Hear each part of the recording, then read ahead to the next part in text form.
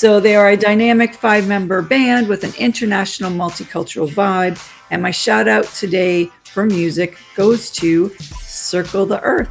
Hey everyone, thanks for being here. Hi. And why don't you go through and introduce yourselves? I'll start. Sandy, I'm the keyboard player. This is Sherlock. This is our band. I'm Kadia, lead singer. My name is Mike, I'm the bass player. Hi, I'm Sandro, I'm the drummer. Hey, I'm Kazuki, I play guitar. Hi. And Hi. how long have you, hello everyone. And how long have you guys been together as a group? The drummer and I have been together for 10 years. And Kadia and the drummer and I have been together for 6 years. And the three of us have been with Sandy for 4 years, and Kazuki's been with us for 2 years. Okay. And you're a rock band, correct? Pop rock, yes. Yeah, pop rock, Pop let's rock. say. And you want to sort of go through your inspiration for the type of music you play? You want to take this one? No, She's like, no, you Yeah. take it. Oh. you gotta say it. You wants to answer the questions, right? When I was young, I heard the music of Sly and the Family Stone and Jimi Hendrix, and yes, and that inspired me to want to create music that had a political message, a spiritual message, and had harmonies and intelligence to it, and trying to be uplifting and all-inclusive, and also energetic with an edge and some power. And I watched you guys perform. You're very dynamic and you're out there and it's a lot of energy. Is that something that you had to work on, or did it just come naturally when you all got together? Like, how were your energies all, at the beginning? I think we individually are energetic, climactic, Everything. dynamic performers individually, No kidding. and together it's just an explosion. I mean, we all have fun on stage. I think that's what makes it show. Because we're just, we're not, but we definitely enjoy each other's presence. So We do. I think it shows. Right. So you guys, I imagine, hang out a little bit after the concert or whatever as well, right? All Yeah, the time. I mean, we rehearse 3 times a week, so I think we like each other. We're together a lot. We're like a family. Yeah. Well, yeah, you spend that much time together. I know when I was in an acting conservatory, you're with people 2-3 times a week, and you're going through all the ups and downs and everything. So you definitely get a bond together. So it's sort of unbreakable. What was the hardest obstacle for you guys to overcome, like when you were first forming as a group? That's a good question. Who wants to take this? I'll take that one. Okay. Weeding through you're in Los Angeles, right? So there's thousands of musicians. There's 8,000 acts trying to do the same thing we're trying to do. So weeding through the musicians to find the ones that are perfect, like these guys, has been the most difficult and challenging part. Out of 100 people, there's only honestly 5 or 6 that are technically and musically and professionally talented enough to pull it off. Most of them are crazy. And so there's only 1 or 2 out of 100 people left that are stable and talented and nice. It's the truth. And Well, no Talented but crazy and not show up to rehearse, right? yeah, exactly. And if you don't show up to rehearse, then you're not really of much use, right? So, A lot of all right. And so I know that Sandy, you're from Taiwan, Kazuki is Japanese, and Sandro is from Brazil, correct? correct. yep. Okay. So with the international people, how was each one separately, how did you end up in the US? And then how has that been for you? Like, has that been a big, cultural shock to you, or how have things been with that? Well, I'm here for a very long time already. I got a scholarship to a music school, Okay. and then I got a few opportunities to work, and then I start working, and I decided to stay, see how far I would go, and so I already spoke the language when I moved here, not as good as I do now, or understand as good as I do now. But it wasn't much shock on that scenario. Obviously the customs and everything else that the people's behavior sometimes it changes from place to place. But Right. what I want to do when I started, so it's kind of came out, and things were evolving from there. So the hardest part is like you have to prove every time that you can do stuff when you're not from here. That's the only difference. But Okay. you know, I enjoy the styles. That's what I do for a living. So there's no much that can escape from it. You know, I have to take it and embrace it and do the best I can. And you already had experience when you were in Brazil, and then you came here to. Yes, I was already professional there. Okay, cool. And Kazuki Hajimemashite, I lived in Japan for a bit. How was your process to get over to the United States? I went to school at Musician Institute where Sandy used to work when I was a student. Yeah, she was teacher. And then I've been here 5 years. When I moved here, I couldn't speak English at all. I couldn't order Subway. I couldn't order sandwich. I ordered one sandwich, but they gave me two. Man. Hey, you had food for the next couple days, right? So, and Sandy, you're from Taiwan, correct? Yeah, I came here fairly early. My family moved here when I was 10. So Okay. I grew up half here, half there. So it wasn't as big. I mean, it was a big culture shock when I first came, but being young at the time, I adjusted pretty fast. Okay. And then with each of you, what made you decide to get into music? Was it something that, you were born with? You were like playing instruments since the time you were a young child, or was someone in your family, musically inclined, or did it just come to you later in life? I guess I'll start. So I'm like the first in my family. So no one really played music. I just wanted to do it. Like I remember I had a fight with my mom about wanting to learn the trumpet. And when I was in 5th grade when we first moved here. And what was the fight about? Did she just think that music was not worthwhile, or? Well, she didn't want me to do it because it was an added stress, and then on their end financially, and then but then I was like, I really want to do it. I just remember the first time I ever blew into a trumpet, it blew my mind. Like I was messing around in the school orchestra room, and then there was like this old trumpet, and I picked it up and I blew into it, and I remember that sensation and feeling in that moment. Okay. So like that's how it a big momentous occasion. Like, did you have a breakthrough, or you just had a special feeling? Yeah, it was just like something I will always remember. Like just throughout my musical journey, I always remember that moment, and that's what kind of keeps me going. Just like bringing it, because like sometimes it does get like a lot happens. You deep into like these like theory or whatever it is, like the music, the business side of music. You lose track of that initial like passion and like fire you had. So yeah, so that kick started everything for me, and I've just been playing ever since. Okay. Yeah. And Dia? Yeah, same as Sandy. I don't have anybody in my family who are musicians. So when I was younger, my parents put me in all different kinds of activities just to kind of see what would Stick. Yeah. take people to stick. And just one day I was in a class and I sang happy birthday to one of my friends, and the teacher there was like, wait a minute, sing that again. And I sang it again, and then they put me with the music teacher, and the music teacher was playing the piano and had me sing it again.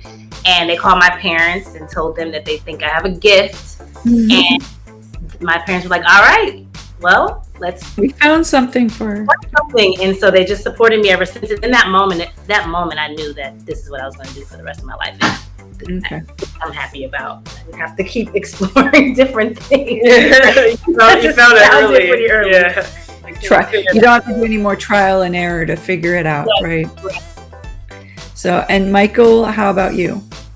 Both of my parents are college professors, so music was absolutely discouraged for me.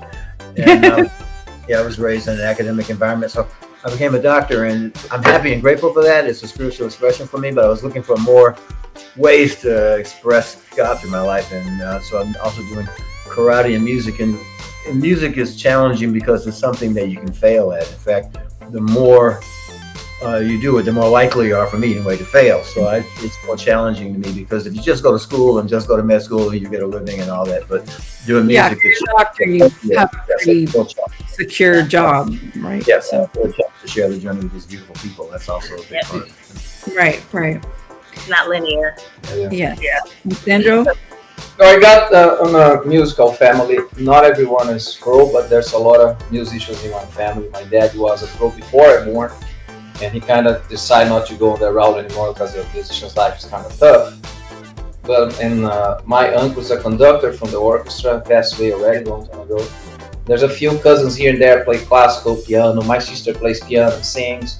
So the music was an environment in my house, and I took it like anybody else. So I used to see that, and friends coming to my house and play and stuff. So I grew up with that. So I didn't know a house without that when I was very young. So I would go to a friend's house when I was like 9 or 10, and I go there, there's no music. I feel like it's weird. Like, what's happening here? There's nothing going on, because my house is all the time. So then I start going slowly with my dad and some percussion stuff, things like that. Then it grew on me, and then a teenager area, friends playing in the house, in the backyard kind of thing. And it took serious, and I started playing and practicing. Then one thing lead to another, start working like over there, like playing parties and that kind of thing, and really studying music. And then I moved to a conservatory like a few years later. Then I decided to do that. But I also went to college for marketing as a backup plan, because it's very difficult to be a full-time musician and you don't really know. Right. And but I ended up paying the college with my musical skills. As awful as it is, I paid half of the college as a musician. And then I decided, no, I want to do this for a living, for real. Then I went to conservatory for 2 years, and I applied for scholarship and moved to LA. Okay. So very cool. And Kazuki? Me, I'm like same as everybody except Sandro. I'm the only one musician in the family, and then since when I was a little child, I always wanted to be a rock star. There's no plan B. And I went to MI Musician Institute, like I said out here, and graduated. I'm in a band right now. So okay. Good life. Good life. I love it. We're the same, guys. Awesome. Do all of you create the songs together, or is like one person in charge of the lyrics and another person does the music, or how does all that work? We try to hire outside songwriters that are young and fresh to keep the music current, and then we generally pair that person with one of the members of the band. Sometimes Kadia, sometimes Kazuki. More recently, we've been relying on Kazuki for the set of songs that we have now, but we generally have an outside songwriter that consults with one of the band members and then presents a demo to the group, and then we twist it to our own style after that. Okay.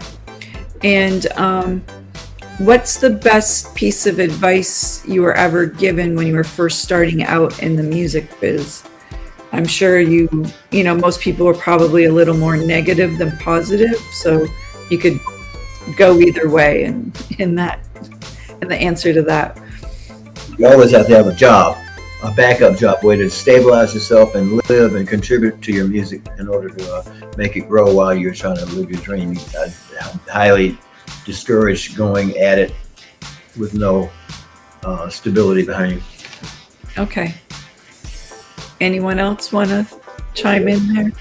You can also take the Kazook's advice, like don't have a plan B. Because if you have a plan B, the plan A will most likely fail. Right. I've heard some people say that you just have to have a plan A, but then... Because when I started working in the United States, I had to have a working visa as a foreigner. I had no choice but make it work with musicians' life, because otherwise I would not eat.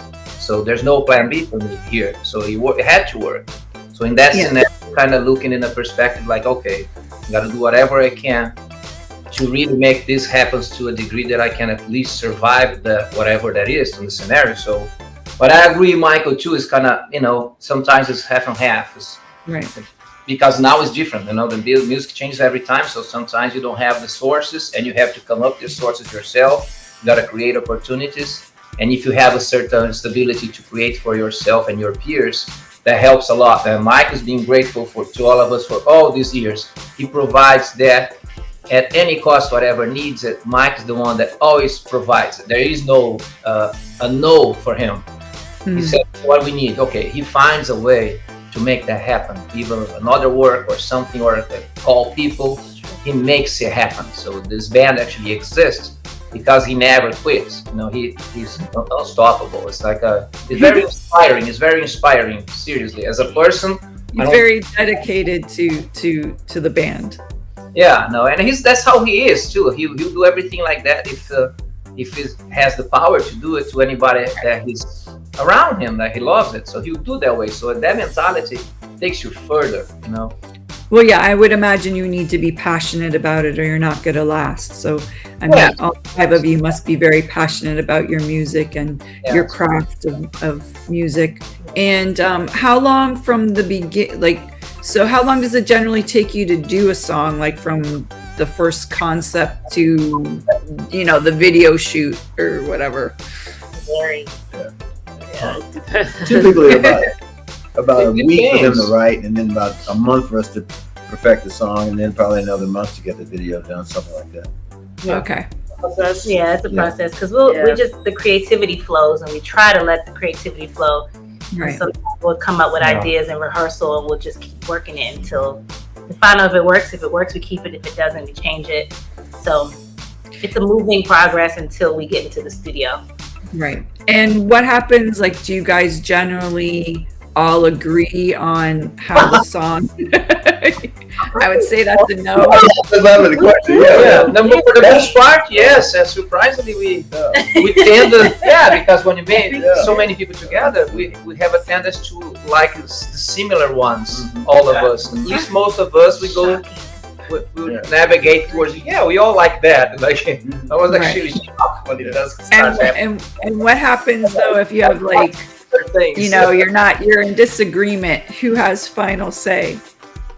Well, I always say that Michael has, not necessarily, but in my mind, it's like, because he's the one that put it all together for so long. Right. If something goes like, okay, we can't decide, there's too many good options, I'll say Michael picks it. In my mind, I don't think we've gotten there yet. We never got there. He still will consult with us. Like, yeah. Still trying to make sure. I mean, we are willing to work things out. We're not like, you know. Exactly. Yeah. Like it's not a dictatorship. It's not like Well, unless the song is like completely horrible writing, that would like starting, but it doesn't even happen that way, you know. Right. I understand. Enough for us, it already has 80% of chance to make it. Otherwise, we don't waste time. Right. So it makes and easy. I understand. Where are you guys performing? Are you guys going to be performing soon somewhere where people can see you? Yeah, we're playing at the Mint in August. I'm not exactly sure the date. And then we're going to be at San Juan Capistrano at the Coach House, and we have several shows coming up now. I don't know exactly what it is on page or on Instagram. Yeah, it's on. What's your Instagram handles and stuff? Oh, Instagram handle. Yeah. Circle the Earth. Circle the Earth LA. That's our Instagram. And is that where they can find your show dates, or where can they find your show dates? They find our show dates on Instagram and on our website. Okay. And your website is? Circle the Earth LA. Okay. .com? .com. HTTP // Can I say? No, it could be US or .org or .info or or I wasn't sure on what it was. So. IT Italian page where right. Well, yes. And since this is Shout Out with Sage, and I'm sure you guys have all had a very long journey in your musical career, is there anyone that was really pivotal or inspirational to you when you first started, or even in the middle to the end? You're not at the end, but in the in your journey so far? We should say that our manager, Johnny Miller, works very hard for us to get us where we're at today. And we should also mention Ethan Kaufman, our producer of the most recent recordings. He's had a tremendous effect on the overall impact of the recordings. Inspires as we are right now to continue doing like the recording process, and like it kind of give us a new thing. Like, wow, you know. Yeah, he thinks outside the box. Yes, Yeah. but we might have different inspirations from time to time. I think. I mean, I can speak for myself from early age, like our idols, musical idols, or some other people. You know, my dad was one of those because he was really good and doing, and he always has the Kazuki's mentality, like do it right and do it once and don't have a backup plan kind of thing. Yeah. That kind of inspired me to, in that degree. And then when I left Brazil, he says, well, the only thing can happen if it doesn't work, you come back speaking another language better with more experience. We're still here, you come back. Right. Kind of was the first inspiration, but there's definitely musical inspirations from people that I met in LA, and that was you know, they were idols when I was a kid, and they're kind of friends now. So the bandmates inspires me too. I see them playing, you know, the way they perform with me is very inspiring. You know, I learn every time. So it's a deep question, actually. Can't really answer like that. That's okay. You're doing well. You're doing well. And Kazuki, what about you? You're the silent one back there. So is there anyone you would like to give a shout out to that's helped you make it so far in your career? Oh, I don't know. I'm the youngest, right? Yeah, no, but that's that helped you to get where you Your are. grandmother. Well, I mean, definitely my family members, friends, and teachers from MI. I mean, definitely, I can't do myself, you know, everything. I don't know, everything's Teamwork. everybody, yeah. Everything's teamwork. Yeah. Everybody. Yeah. And what about the rest of you guys? Sandy, Kadia? For me, it was my first teacher at MI. Okay. Yeah, my first private teacher, because he kind of set my whole, like, he changed my whole idea of what I want to do. And he, so I'm a better player because, and Sherlock. And Sherlock is our inspiration. Yeah, Sherlock is a band. Is our inspiration. Dog. He is my inspiration, though, for sure. Okay. Yeah. And for Okay. me, I would say my parents, because they, when I decided I wanted to make this my dream or my career, they were instrumental in making sure I understood the business of it and ran it like business and not just be all creative. So I went to college for music business so that I could understand that side of it, and I could take that. So I wasn't just a creative, so I could make money from, you know, pay A lasting career. yeah, lasting career. So I feel like that because of them, I got the foundation that is necessary as well. Okay. And is there anyone else that you feel needs a shout out today? Or we're good. We're good to go. Johnny, Manager. Johnny, for sure, Johnny. Okay. And one more time, where can people find you online? Circle the Earth LA on Instagram, and the webpage is the same. Spotify. Okay, cool. Okay, everyone. Well, thanks so much for joining us today, or joining me today on Shout Out with Sage. Thank And you. I can't wait to listen and hear more of your music, and keep me posted on when you're performing. All right. Hope to see you soon. Thank you so much. Thank you very much. Thanks for having us. Have a great day. Okay, and that's the show for today. Thanks so much for joining, and I hope you learned something or were inspired, or, you know, something happened that you didn't know before, right? Thanks.